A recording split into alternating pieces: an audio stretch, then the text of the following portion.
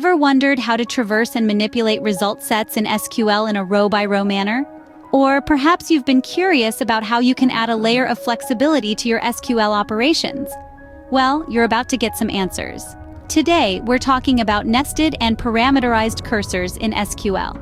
A cursor in SQL is a database object that allows us to traverse and manipulate result sets in a row-by-row manner. And the fascinating part is that cursors can be nested and parameterized, adding a whole new level of dynamism to your SQL operations. So what's a nested cursor? A nested cursor is a situation where one cursor is defined within another. This is particularly handy when you need to iterate over rows of an outer cursor, and for each row, iterate over a set of rows from an inner cursor. Imagine this.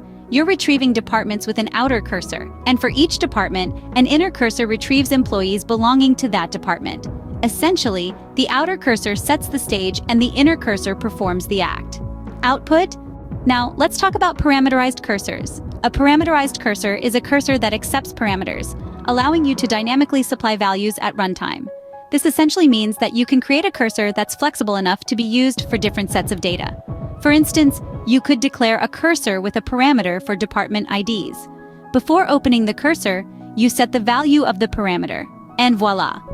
You can now use the same cursor for different department IDs.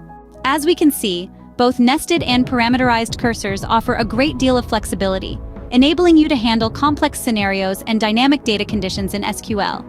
However, it's worth noting that while these cursors are powerful tools, they should be used judiciously. Cursors can have performance implications, and in SQL, set-based operations are often more efficient. So the next time you're faced with a complex SQL operation, remember the nested and parameterized cursors.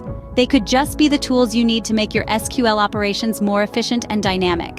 But remember, with great power comes great responsibility. Use them wisely.